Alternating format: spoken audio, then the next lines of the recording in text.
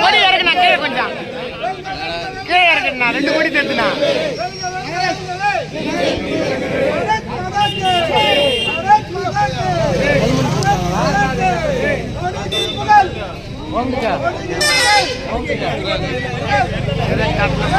Okay madam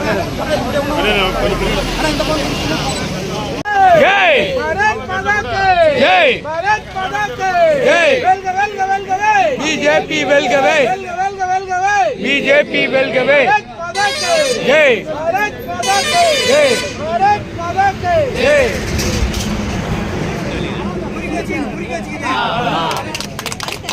Bharat மாதா கி பாரத் மாதா கி ஜெய்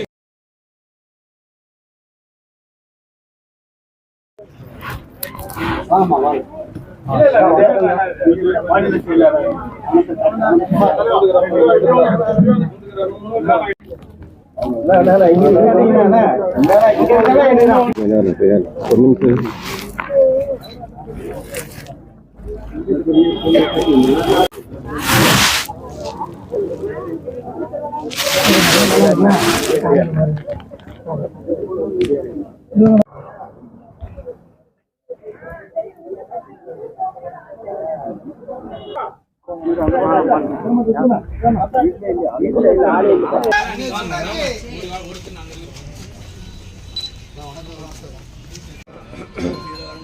பாலாஜி நான் பொல்லாதற 308027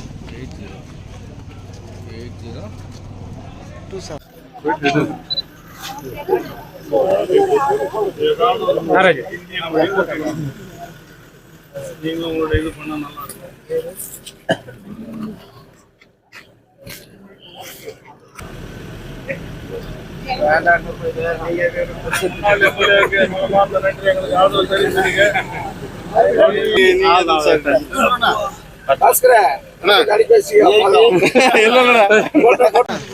भारत माता की भारत माता की வேண்டாம் வேண்டாம் வேண்டாம் வேண்டாம் முன்மொழி கொள்கை வேண்டும் வேண்டாம் வேண்டாம் முன்மொழி கொள்கை வேண்டும் ஆதரிப்போம் ஆதரிப்போம் ஆதரிப்போம் ஆதரிப்போம் ஆதரிப்போம் ஆதரிப்போம் பாரத் மாதா கி பாரத் மாதா கி பாரதிய ஜனதா கட்சி பாரதிய ஜனதா கட்சி பாரத பிரதமர் நரேந்திர மோடி பாரத பிரதமர் நரேந்திர மோடி ஓகே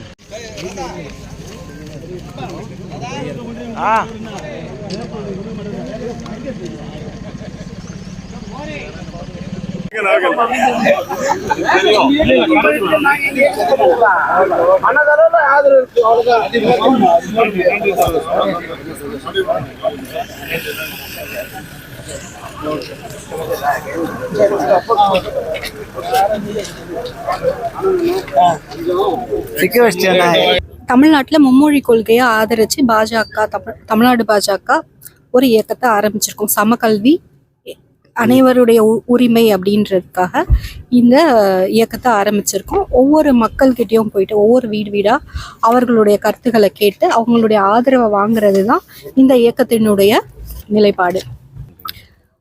இன்னைக்கு 4 வருஷமா திமுக ஆட்சியில இருக்காங்க. எந்த ஒரு நல்ல திட்டங்களையும் எடுத்துட்டு வரல. இன்னைக்கு வேலை வாய்ப்பு இல்லாம நிறைய மாணவர்கள் கஷ்டப்பட்டுட்டு இருக்காங்க. பெருசா இண்டஸ்ட்ரீஸ் எதுவுமே வரல. ஸோ அவங்களுடைய நிர்வாக திறனின்மை காரணமாக மத்திய அரசாங்கத்து மீது என்னெல்லாம் பழி போடலாம் அப்படின்னு இன்னைக்கு மறுசீரமைப்பு பத்தி தொகுதி மறுசீரமைப்பு பத்தி பேசுறதுக்கான அவசியம் என்ன வந்தது? உள்துறை அமைச்சர் அவர்கள் வரும்போதே ரொம்ப கிளியரா சொன்னாரு. அந்த மாதிரி தொகுதிகளை குறைக்கிறதுக்கான நோக்கம் மத்திய அரசாங்கத்துக்கு இல்லைன்னு தெளிவுபடுத்திட்டு போயிட்டாரு. அஃபிஷியலா எந்த ஒரு அனௌன்ஸ்மெண்ட்டுமே வராதப்போ இதற்கான அவசியம் எதுவுமே இல்லையே. தமிழ்நாட்டுல சீட்டு குறையாது. மத்திய அரசாங்கம் மாற்றாந்தாய் மனப்பான்மையோட எந்த ஒரு மாநிலத்தையும் அணுகவில்லைன்னு பல முறை ரொம்ப தெளிவா சொல்லிட்டாங்க. எல்லா மாநிலமும் ஒண்ணு. தொகுதி மறுசீரமைப்பு வரும்போது எல்லா மாநிலங்கள்லயுமே சீட்டு உயருமே தவிர குறையாது. நீங்க பாத்தீங்கன்னா 800 சில்லற சீட்ஸ் இருக்கும், 800+ அப்படிதான் நியூ பார்லிமெண்ட்டே கட்டியிருப்பாங்க. அப்படி இருக்கும்போது எப்படி வந்து உங்களுக்கு குறையும்? இப்போ சமீபத்தில் பார்த்தீங்கன்னா சிறுமிகள் வந்து செக்ஷுவல் ஹராஸ்மெண்ட்ன்றது வந்து ஒரு அன்ஃபார்ச்சுனேட் சுச்சுவேஷன். இதை எதிர்த்து எல்லாருமே போராடணும். அந்த ஆளுகின்ற அரசாங்கம் இதுல கூடுதல் கவனம் செலுத்தணும். இதை வச்சு அரசியல் பண்றதுக்கு நாங்க முயற்சி செய்யல. நாங்க கேட்கறது இன்னும் பாதுகாப்பு வேணும், பெண்களுக்கு பாதுகாப்பு இன்னும் அதிகம் வேணும். ஏன்னா அண்ணா யூனிவர்சிட்டி மாதிரியான இடங்கள்லையோ இல்லை பல கல்வி நிறுவனங்கள் நம்ம பார்த்தோம் அப்படின்னா வேற வேற மாவட்டங்கள்ல ஸ்கூல் படிக்கிற பிள்ளைகளே பாதிக்கப்படுறாங்க. ஸோ அதற்கான தீர்வை காண வேணும் அப்படின்னு தான் சொல்லிட்டு இருக்கோம்.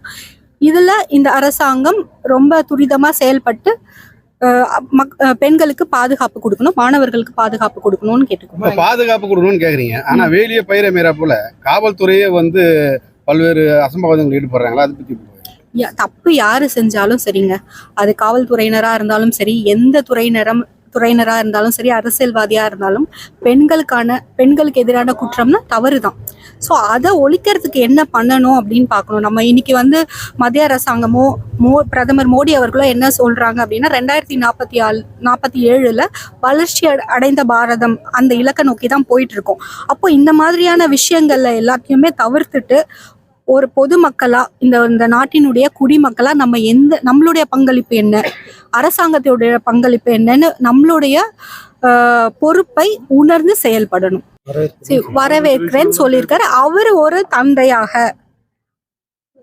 தந்தையாக ஆதரவை கொடுத்திருக்காரு. அப்படிதான் நாங்க கேட்டோம். அரசியல் ரீதியாக நாங்க கேட்கல. இங்க இருக்கக்கூடிய ஒவ்வொரு குடும்பத்துக்கும் நாங்க போகும்போது ஒரு பெற்றோரா உங்களுடைய உணர்வு என்ன, உங்களுடைய பங்களிப்பு என்ன, நீங்க என்ன மும்மொழி கொள்கையை பத்தி சொல்றீங்க அப்படின்னு தான் கேட்கிறோமே தவிர அரசியல் ரீதியாக நாங்க வந்து யாரையும் டிஸ்டர்ப் பண்ணலங்க. சொல்றல, இந்த அரசாங்கம் மொழியை வச்சு அரசியல் பண்றாங்கல்ல தவிர 4 வருஷம் ஆட்சியில இருந்தாங்க. நாங்க இந்த துறையில இந்த வளர்ச்சியை கொண்டு வந்தோம், இந்த துறையில வளர்ச்சி அடைந்திருக்குன்னு ஒரு வெள்ளை அறிக்கையை இந்த அரசாங்கம் கொடுக்கறதுக்கு தயாராக இல்லை. மத்திய அரசாங்கத்தை குறை சொல்லி மட்டுமே ஆட்சி நடத்தி கொண்டிருக்கக்கூடிய ஒரு மாநில அரசாங்கம். செக்ஷுவல் ஹராஸ்மெண்ட்ன்றது வந்து ஒரு அன்ஃபார்ச்சுனேட் சுச்சுவேஷன். இதை எதிர்த்து எல்லாருமே போராடணும். அந்த ஆளுகின்ற அரசாங்கம் இதுல கூடுதல் கவனம் செலுத்தணும். இதை வச்சு அரசியல் பண்றதுக்கு நாங்க முயற்சி செய்யல. நாங்க கேட்கறது இன்னும் பாதுகாப்பு வேணும், பெண்களுக்கு பாதுகாப்பு இன்னும் அதிகம் வேணும். ஏன்னா அண்ணா யூனிவர்சிட்டி மாதிரியான இடங்கள்லையோ இல்லை பல கல்வி நிறுவனங்கள் நம்ம பார்த்தோம் அப்படின்னா வேற வேற மாவட்டங்கள்ல ஸ்கூல் படிக்கிற பிள்ளைகளே பாதிக்கப்படுறாங்க. ஸோ அதற்கான தீர்வை காண வேணும் அப்படின்னு தான் சொல்லிட்டு இருக்கோம். இதுல இந்த அரசாங்கம் ரொம்ப துரிதமா செயல்பட்டு பெண்களுக்கு பாதுகாப்பு கொடுக்கணும், மாணவர்களுக்கு பாதுகாப்பு கொடுக்கணும்னு கேட்டுக்கோங்க. தப்பு யாரு செஞ்சாலும் சரிங்க, அது காவல்துறையினரா இருந்தாலும் சரி, எந்த துறையினரா இருந்தாலும் சரி, அரசியல்வாதியா இருந்தாலும் பெண்களுக்கு எதிரான குற்றம்னா தவறு தான். ஸோ அதை ஒழிக்கிறதுக்கு என்ன பண்ணணும் அப்படின்னு பார்க்கணும். நம்ம இன்னைக்கு வந்து மத்திய அரசாங்கமோ பிரதமர் மோடி அவர்களோ என்ன சொல்றாங்க அப்படின்னா 2047 வளர்ச்சி அடைந்த பாரதம் அந்த இலக்கை நோக்கி தான் போயிட்டு இருக்கோம். அப்போ இந்த மாதிரியான விஷயங்கள்ல எல்லாத்தையுமே தவிர்த்துட்டு ஒரு பொதுமக்களா இந்த நாட்டினுடைய குடிமக்களா நம்மளுடைய பங்களிப்பு என்ன, அரசாங்கத்தினுடைய பங்களிப்பு என்னன்னு நம்மளுடைய பொறுப்பை உணர்ந்து செயல்படணும். வரவேற்கிறேன்னு சொல்லியிருக்காரு. அவர் ஒரு தந்தையாக ஆதரவை கொடுத்திருக்காரு. அப்படிதான் நாங்க கேட்டோம். அரசியல் ரீதியாக நாங்க கேட்கல. இங்க இருக்கக்கூடிய ஒவ்வொரு குடும்பத்துக்கும் நாங்க போகும்போது ஒரு பெற்றோரா உங்களுடைய உணர்வு என்ன, உங்களுடைய பங்களிப்பு என்ன, நீங்க என்ன மும்மொழி கொள்கையை பத்தி சொல்றீங்க அப்படின்னு தான் கேட்கிறோமே தவிர அரசியல் ரீதியாக நாங்க வந்து யாரையும் டிஸ்டர்ப் பண்ணலங்க. அதான் சொல்றல, இந்த அரசாங்கம் மொழியை வச்சு அரசியல் பண்றாங்கல்ல தவிர 4 வருஷம் ஆட்சியில இருந்தாங்க. நாங்க இந்த துறையில இந்த வளர்ச்சியை கொண்டு வந்தோம், இந்த துறையில வளர்ச்சி அடைந்திருக்குன்னு ஒரு வெள்ளை அறிக்கையை இந்த அரசாங்கம் கொடுக்கறதுக்கு தயாராக இல்லை. மத்திய அரசாங்கத்தை குறை சொல்லி மட்டுமே ஆட்சி நடத்தி கொண்டிருக்கக்கூடிய ஒரு மாநில அரசாங்கம்.